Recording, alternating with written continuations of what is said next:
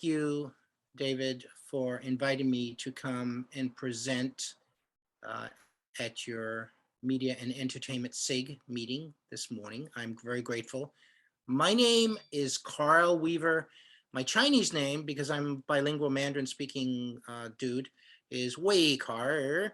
And I'm a Asia focused mobile security, mobile payment, mobile industry executive, senior level mobile industry executive. I've lived half of my life in the Asia Pacific, and that's where my passions reside. I currently work for a company called ITOS.io.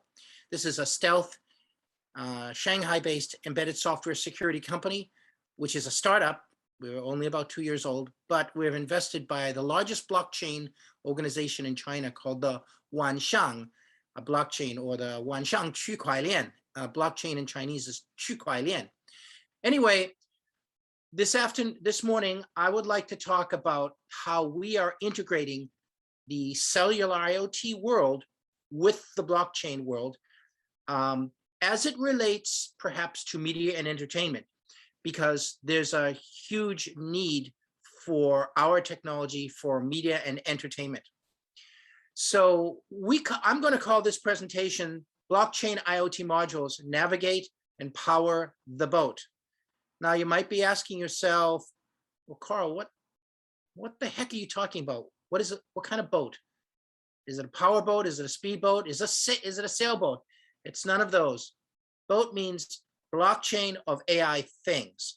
Although we are not specifically involved in AI, we integrate cellular IoT module technology via our SDK middleware into, allowing the data for these apps and services to directly and also concurrently access the blockchain. And I'll get into that because I know that's a broad statement.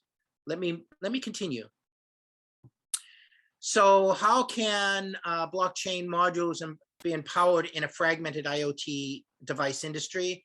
Well, that's an interesting question because, I've been in the IoT world 2 decades ago, what was called M2M, with a company called Zetron in Redmond, Washington State in the 90s. I left that industry and lo and behold, it's recreated itself as IoT. But in general, it's about cellular modules, which contain a bunch of different elements.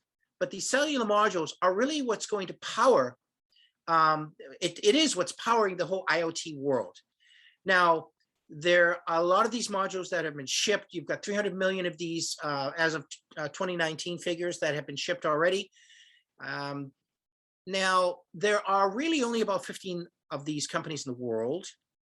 And these 15 companies really control about 90% of the market. And about 70% of these are now Chinese companies. Let me backtrack. I became the first public speaker on smartphones in 2003 on Microsoft's campus, invited by their smartphone division there in 2003. In January of 2004, Informa Telecom in the UK got wind of my presentation. They said, we'd like to invite you to come to the UK to present this. I came and presented in the UK in January 2004. The theme was the global smartphone revolution, China, the mobile digital dragon. Well, the situation is now that the Chinese have pretty much taken over control in terms of the market share of the cellular IoT modules as well. So it's kind of like deja vu for me, watching the same thing happen with the cellular IoT market world. And actually, this world is very, very important to blockchain. It's very, very important to any kind of thing, because everything needs an identity if you're going to create a digital twin for it on the internet and also on the blockchain. So for lots of software people, they think, well, this IoT module stuff, it's not important. Hell, it is. Hell, yes, it is very important. So I want to make that point to the fact that when you think about a cellular IoT module, which is embedded into what? Connected cars, machines, robots, the cellular IoT module is kind of like the smartphone for a human being. And the IoT world is really not about humans at all, because you don't put a cellular IoT module in a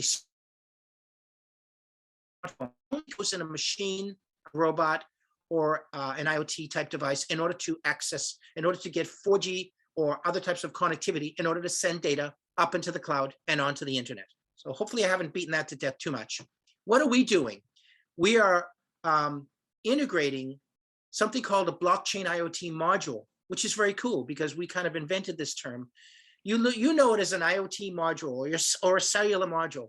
What we've done to improve upon that is we've been able to provide IoT device management to a thing. So giving a thing in the physical world an ID equivalent in order to access the digital world on the internet and also on the blockchain. So we all personally, every one of us will have a digital ID onto the internet. Otherwise, how will we be able to represent ourselves on the internet? That's something that's coming, by the way. That's going to be part of your passport. Even COVID contact tracing is part of all this. It's just, we're not maturing this stuff well enough. The Chinese are, as a matter of fact. Second thing is IoT device signing of the data onto the blockchain. So we're able to take, so once you create an identity for something that's physical, you call it a digital twin on the internet and on the blockchain. We're able to take that information securely and get it into the cloud and then onto an IoT attestation server. And we do that using hash keys because, as you know, hash keys are what's used to create the blocks in a blockchain. And it's also what's used to guarantee that the data, the integrity of the data is still there. But I want to backtrack to look at this.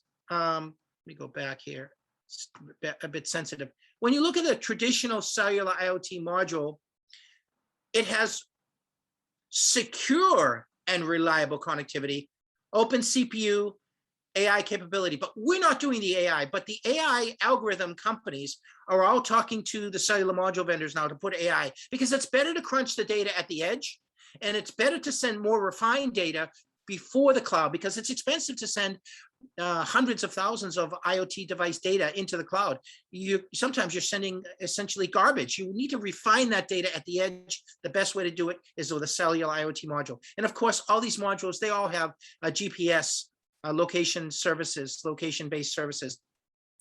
What we've done to improve and call it a blockchain module is we've added data onto the blockchain from within the module in order to be able to write smart contracts using hash keys.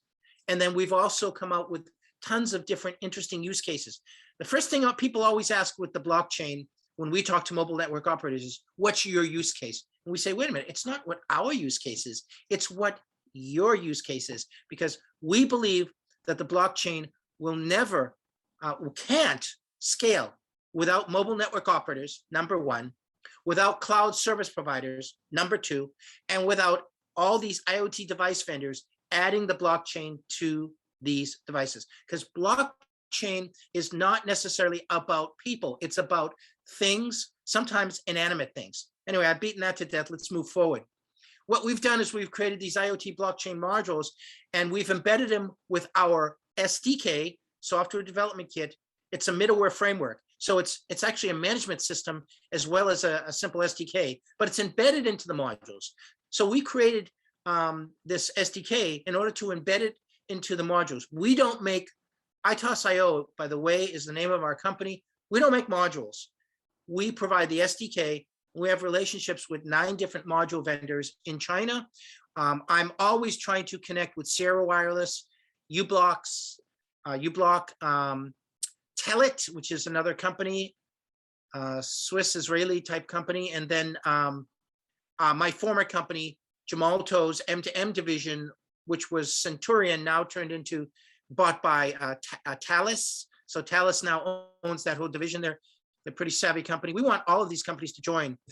We've created actually an IoT alliance, a blockchain IoT alliance in Nanjing, China in 2019, with the help of the Wansheng blockchain, which is our major investor, and also China Unicom, which is amongst the 10 top mobile network operators in the world. All right, enough of the commercial stuff. Let's talk a little bit about the technology. So both for blockchain and IoT solutions, it's a secure and flexible solution that integrates our boat SDK into a framework. So we're compatible with Hyperledger Fabric, excuse me, and also Ethereum. We're working on Corda as well, working on that. But we essentially have an SDK we call the boat, and that SDK also has the wallet, because in the future, everything will be able to make payments, whether you like it or not. In this case, let's take, for example, an autonomous fleet management system of taxis. Well, you associate temporarily your digital ID. In this case, it'll have to be your credit card or your national ID card or even your passport. You identify that with the vehicle, which has its own vehicle ID. You sync those together in order to make the payment with your with your credit card or your financial instrument that you want to use. So these things are all happening, and it's going to expand as things move forward. But it really is about devices having their own wallet. Our technology allows that device to also have its own wallet functionality and capability. We're working on our own tokenization mechanism as we speak. I can't talk too much more about that. It's a bit more sensitive. But you can see here, if you look at the picture, I'm going to try to move the mouse without getting to the next slide. You have the IoT device right there. And then so that's the device. That may be your Tesla, if you so happen to have a nice Tesla. Me, I'm still driving a Toyota Prius 2010. Yeah, I can't quite afford a Tesla. Maybe one day, in my dreams. Anyway, IoT devices, and then there's the module inside the device, and then there are various IoT applications within the module. We sit at the service stack layer. There's our boat right there, and there's a peer service stack that we connect with for blockchain to create the smart contract, for cloud and the database, Oracle, right? Internet for all these wireless connectivity protocols, and then the actual cellular network, which you need. You need a cellular network in order to transfer this information. But actually, quite honestly, we have also been experimenting with researching LoRaWAN, which is especially the helium network. It's really expanding in North America. It's so definitely, it isn't just about narrowband IoT or LTE Cat-M. LoRaWAN is a very interesting network, but it's very decentralized, also because it's built by miners, and miners are all basically trying to make income. But the great thing about that is that it doesn't have a proof of work concept, so you're not really spending lots of energy. Anyway, back to this. We have our own boat wallet SDK. Let me move forward. This is sort of on the commercial side. We worked with Quictel and Fibercom. Those are the two top cellular IoT module vendors in China. But Quictel is actually the largest cellular IoT module vendor in the world now. And you might be saying, who the heck is Quictel? Well, I remember visiting this company way back in 2017 when I was working for ARM, pushing eSIM and something called iSIM. And I remember visiting this company, and it was like I knew a little bit about them. I didn't know much. This company has grown tremendously. Anyway, we have partnered, as you can see, with all these cellular module vendors, and we came out with the first 5G blockchain modules in 2019 at the Mobile World Congress in Shanghai. Both of these companies came out with it during the Mobile World Congress in Shanghai. And as I said, we've created a joint innovation center, a blockchain joint innovation center in 2019. And these are the partners involved in this cellular IoT blockchain alliance. So a blockchain module alliance. You've got the Wansheng blockchain, China Unicom, Platon, which is Wansheng's blockchain platform. So please keep that in mind. Wansheng blockchain is a research organization, but they've invested in 14 different companies. We're one of the companies that they've invested in. Platon is another company for the blockchain platform they invested in. Quictel, Fibercom, part of the initial signing ceremony.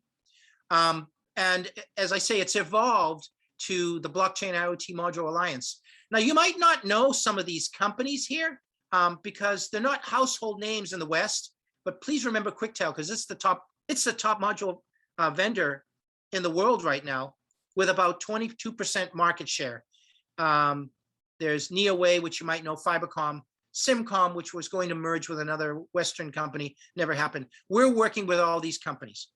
We're also working with the mobile network operators. We worked with China Mobile.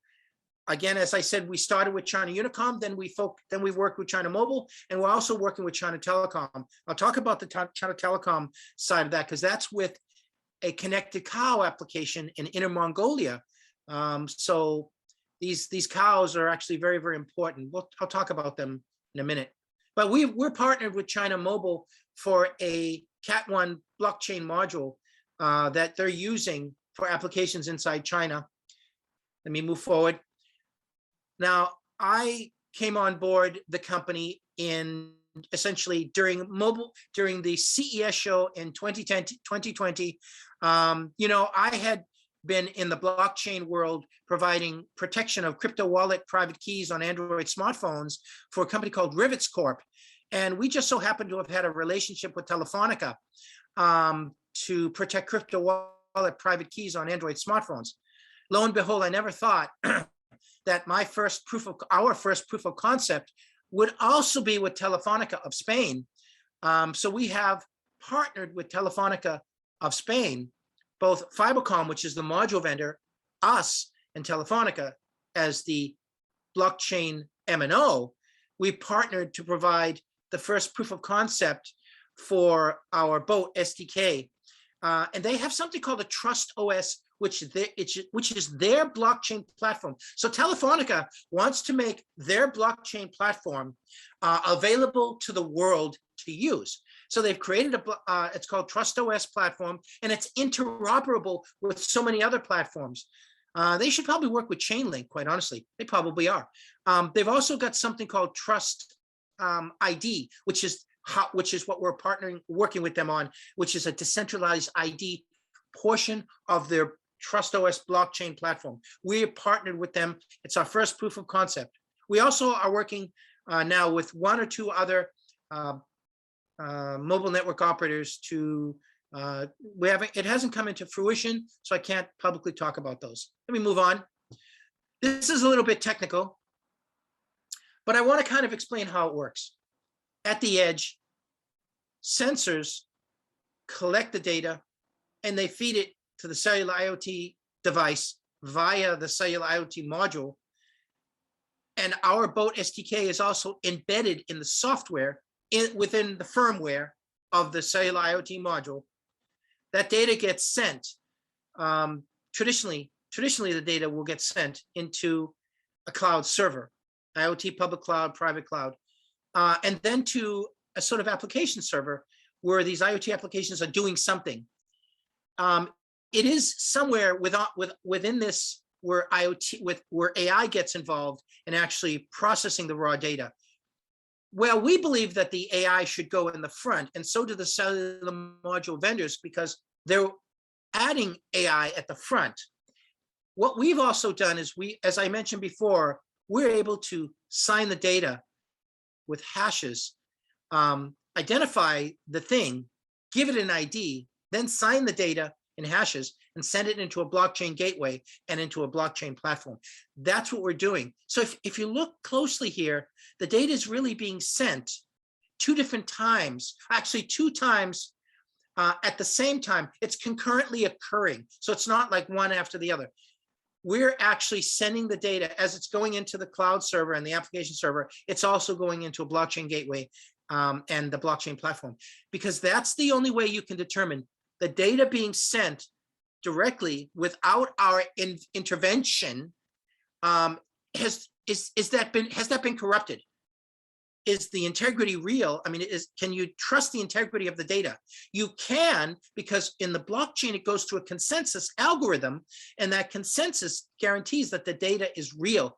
And this is a group of consensus algorithms, machine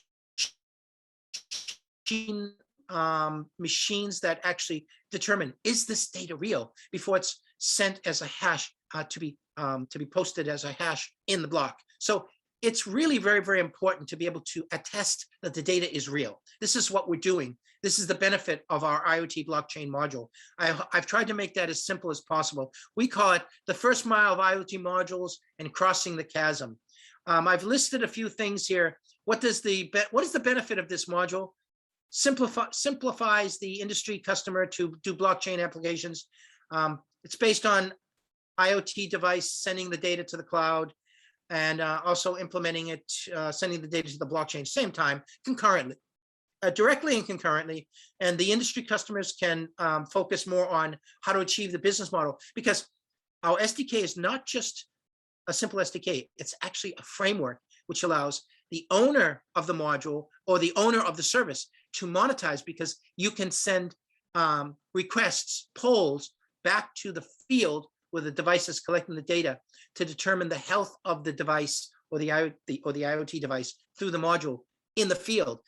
So this is a way for the mobile network operator, after they've sold the module, to actually provide a special or an added service to the project, to the IoT project that they're involved in. So this is very, very cool. So that's what our BOAT SDK middleware framework does. Now, our goal here is to provide a blockchain-ready solution called the BOAT in order to provide we're really integrating so many different important things. When you think about this blockchain IoT module, we're actually integrating so many things. Security is just one of the things, because without secure enclaves, without having the data go into secure enclaves, you're not going to have security, and the data can't be trusted. But with secure enclaves in software embedded into hardware, you can guarantee this data. And then adding the blockchain means you can attest that the data is real, because it's going through the blockchain with consensus algorithm. Now, there are lots of different consensus algorithms. There's proof of work, proof of stake. There's even proof of platform. There's proof of coverage. There's all different proof of this, proof of that, using consensus algorithms. We say we want the mobile network operators to work with us to supply this technology to gateway vendors for asset tracking and for infotainment and other kinds of use cases. So you see, this technology is directly applicable to your media and entertainment. Why?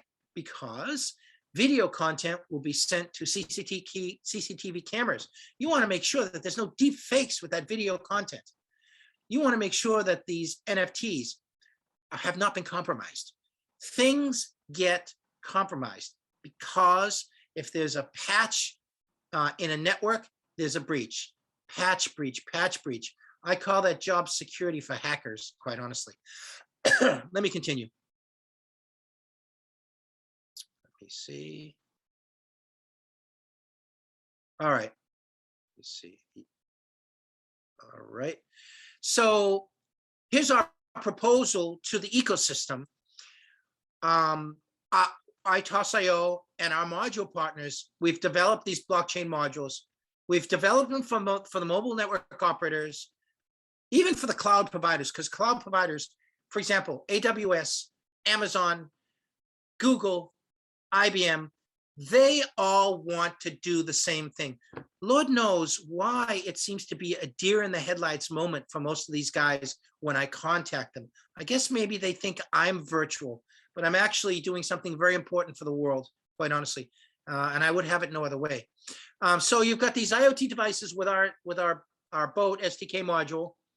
And then you've got these blockchain, these MNO blockchain services, whether it's either Ethereum or Hyperledger Fabric.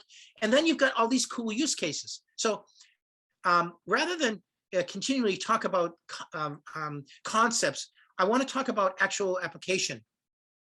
So this is kind of cool. Now, the electric vehicle market is exploding right now. I mean, it is literally exploding. 2-wheel, 3-wheel, and 4-wheel electric vehicles are exploding on the world market. Now, maybe you might think, well, no, I don't think so. think again, look again when you're driving your car and you see more and more Teslas on the road. Well, in the United States, there are a few companies making three-wheel vehicles for kind of like fleet management. In Taiwan, there's a company, actually it's a Seattle, Taiwan hybrid company called Gogoro. They have created a very cool bicycle that has removable batteries that, so when your electric bike runs out of power, you have these charging ports all over the city, all over I don't know how many cities they have this in Taipei, but Taipei, if you've ever been to Taipei, Taiwan, it is a motorbike and motorcycle heaven. I mean, lots of island nations are this way, that they basically, mopeds are cheap, right? Cars are expensive, mopeds are cheap. So particularly in Taiwan, they've got this company called Gogoro. They have these removable batteries, and you basically place the battery once it has no power back into the charging port.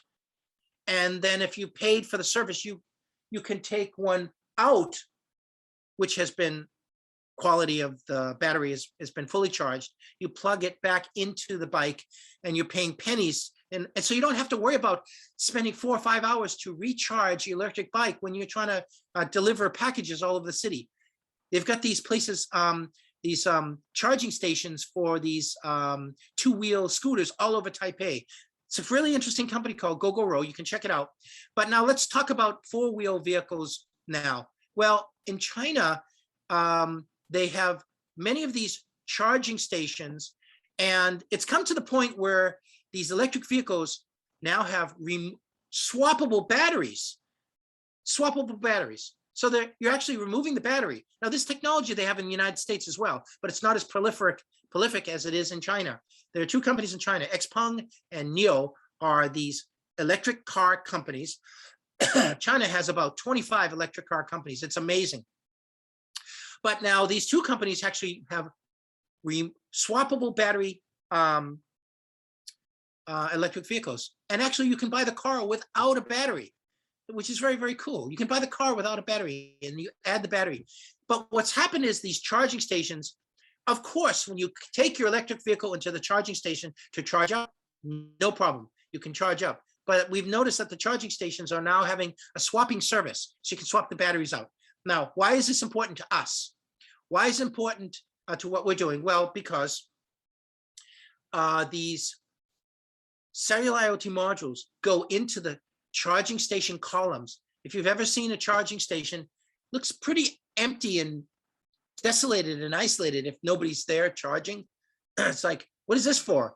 Well, if you go to California, you'll see that these charging stations are quite busy every single minute of the day.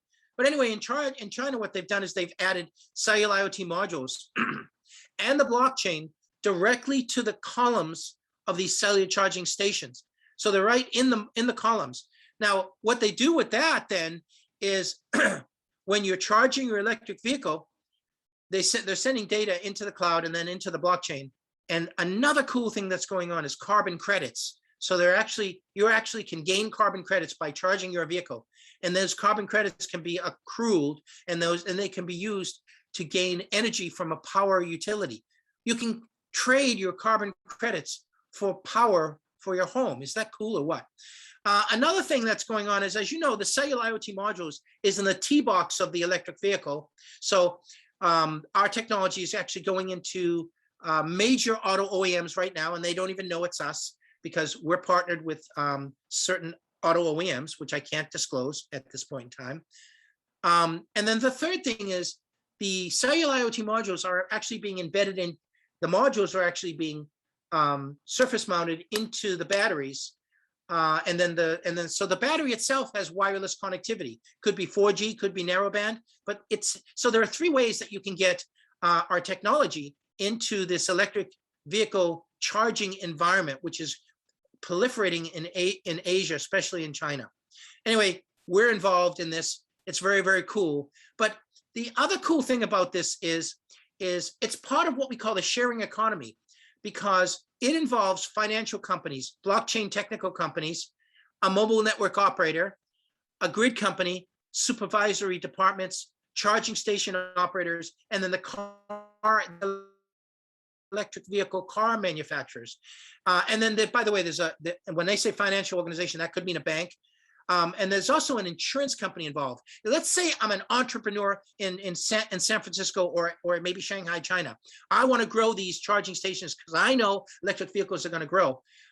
You now have a consensus of operators because they're using the blockchain with these IoT devices. You can guarantee that the data is real. Hey, my electric vehicle charging station business is growing. Give me more money. I want to build more of these electric charging stations. So we are benefiting the growth of electric vehicles. Let me go to the next. So this is kind of explaining how this technology works with the sharing economy.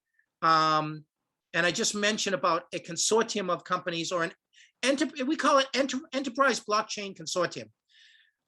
So that's kind of how it works. Let me go on. This is a bit too much information, too much traffic there, but I can answer anybody's question. My slides will be available to anybody. The second use case here is, do cows need to be connected to the internet, the IoT world and the blockchain world? So you got a cow there. He's kind of going, what the heck is this blue thing around my neck? Well, it's very, very important actually for the cow to be measured and its biometric data to be registered through the internet onto the blockchain, because it's also what we call a cash cow, no pun intended. The cows give tremendous benefit to society. I'm thinking about it from my baseball glove. What is it made of? Cowhide. Normally, the best stuff is cowhide. Where do we get our milk from? Cows. Where do we get our beef or our poultry from? Chickens, cows, lambs, sheep, etc., etc. Cows or steak, beef plays a huge role in that. So cows are very, very important. They're also, in China, they're highly regulated because there's a milk powder scandal about 10 years ago. So the connected cow still needs the blockchain to trust the integrity of the data collected. And I won't go too much into this except to say that we have partnered with the Wanshang blockchain, and they have their alliance of ecosystem partners, a bank, a mobile network operator, in this case, China Telecom, an insurance company, because these connected cow farms want to guarantee the data of the cows is real. The milk data is real. This collected data is real. So they're using cellular IoT modules connected to the cows and also connected to the milk. And they're sending the data back, and it's using a blockchain for consensus algorithm. It's actually very cool. So the second case is what we call digitized beef cattle. The cattle collar is around, the IoT collar is around the cattle's neck using MBIoT, collects the biometric and location information. We don't want these cows running off and doing malicious, mischievous things, right? The edge gateway saves the raw data to the IoT data center, saves the hash of the raw data to the notary service. So it's a blockchain as a service. And by the way, this is not pie in the sky. I don't talk virtual. This is really going on in Inner Mongolia. We have 2 use cases and 2 press releases for this technology on medium.com. So what are the business applications? Cattle digitalization, your digital twin. The cow is a physical asset. You digitize it, much like an NFT. You digitize it, then you make it a digital twin, then you get it onto the internet, and then eventually used on the blockchain to monetize. Cattle capitalization is based on its digital twin. Mortgage loans based on digital cattle assets. Yes, you can get a loan simply by making sure that your cows happy, well fed, and they're providing milk and poultry. So connected cow life cycle digitalization platform. We need this in America. What happened? Okay, so that's, yeah, this was from another presentation, but we're on medium.com. So I'm going to stop sharing now. Hope I didn't go over. Was that interesting, gentlemen? Very much so. Yep. Thank you. That was interesting. Now I want to say that this is related to your particular SIG and ecosystem, as it is related to the telecom SIG and ecosystem. It's related to many different use cases. And I know there's a tendency for those people who are over 50 years old to say, oh, cryptocurrency is a scam. So that's their only understanding of the blockchain. We want to explain to them that the blockchain is actually expansive, and your ecosystem, media and entertainment, will play a huge role, and the blockchain will play a huge role there. We already know that because we're talking to many companies. I'm sorry, I interrupted you, David. No, I wasn't saying anything. Oh, I'm sorry, Jonas. I was just curious about how you mentioned last that the cows were monetized, the digital Yes. twin and that data.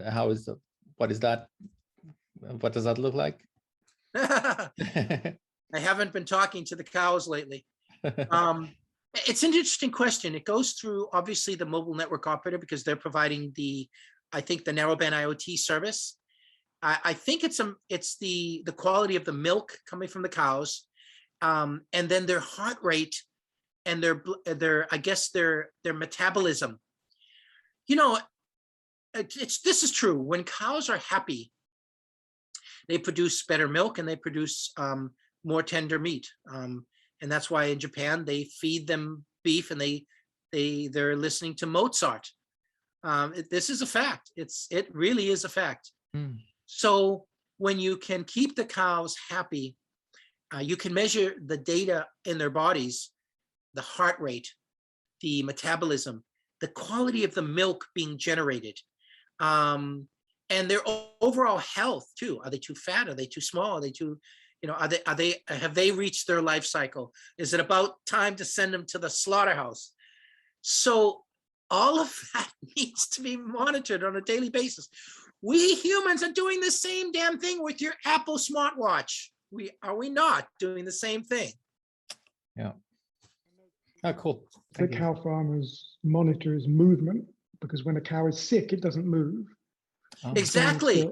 So I know Yes. that for quite a while, that's been something that large dairy farms have invested in, is the monitoring and regular accounting for movement. Because in a herd of 200 cattle, there may be 3 really sick cows, and you need to know where they are. Otherwise, gradually, if it's a viral infection, that'll spread. Yes, there's another cool thing. I read a book. I didn't read the book, but I heard about a book by a Chinese researcher in San Francisco who called it, her book, Blockchain Chicken Farms. So actually, chicken farms in China are actually utilizing this. Now, the module that they must put on those chickens, because I think they put them around the leg of the chicken, they must be really small, because I can't imagine one of those collar things around a chicken's leg. So they're actually monetizing this for chicken farms. When you think about this, any kind of regulated industry needs IoT and the blockchain. Let's think about something that I love. I'm Italian, Irish, Bostonian dude originally. I love romaine lettuce. I love it. But I've noticed lots of tainted romaine lettuce coming from California. What they've done is they've shifted the farms to, I think it's New Mexico or Arizona or something like that, for this romaine lettuce. But romaine lettuce scares, salmonella poisoning, beef poisoning. These are real things. That's why this is not just some fad. The health of these animals and the health of this ag tech is directly related to the health that we have as human beings. And by the way, when you have a recall, that's millions of dollars. It's better to spend the money upfront, making sure that there's no waste upfront by monitoring beef, cattle, chickens, and any vegetable produce. It's better to do this upfront. And these mobile network operators are slowly but surely getting to the realization, wait a minute, if I put an IoT module on this farm who's producing all these berries, cherries, potatoes, green things, onions, et cetera, if I monitor the health of that right at the farm, before it reaches the produce center, then I can monitor and make sure that what's going to the center is the good stuff. The old stuff, you just recycle that, give it as feed to the animals. Exactly. So this is actually very, very important. I know that I've diversed off the actual topic of media and entertainment, but this technology is also directly applicable to media and entertainment, because I believe with the blockchain, all these artists, these savvy artists with content, video and audio content, are going to use the blockchain. They will use the blockchain as sort of a replacement for DRM, digital rights management, because I believe digital rights management simply didn't work. I know, because I was involved in trying to protect Hollywood video content 10 years ago when I was with Trustonic. We were trying to protect streaming video content on smartphones, tablets, and smart TVs. Didn't work because the Chinese, who were large infringers at that particular time, they changed. They started buying all Hollywood content. So nobody cared about putting fake or counterfeit video movies on DVDs. That's 10 years ago. Young people today stream content. They don't need and don't want to own it. They stream it. So why not stream it, and why not monetize it with the blockchain? Because you can attest who's accessing and using it much better when you use IoT and blockchain together for all of this content, because it's all coming from servers. So in my mind, media and entertainment will use IoT and the blockchain. That's why I was very happy to come on board. I believe that we will have use cases. I believe that all the mobile network operators will try to monetize media and entertainment. They will try. I think some companies are actually going to achieve that, but they won't achieve it unless they use IoT plus the blockchain. And they're all using IoT now, all these mobile operators. When they add the blockchain, they'll be called a blockchain MNO, and then they will be able to find so many different use cases. That's what I think. That's great. Well, listen, thank you very much for coming on. We'll put that Thank up you. on Thank you. I YouTube. hope it wasn't too commercial. I hope No, it wasn't no, too no. That's we'll get it up on YouTube and get you the widest audience possible. Thank you so much, David and Jonas. You're thank you welcome. also for listening. you. Hopefully Okay. you guys can have your second cup of Java, and we can all have a great day today. Absolutely. Thank you very much. And evening. See you Thank later. you, And gentlemen. evening. Yeah. Bye. Cheers. Bye-bye.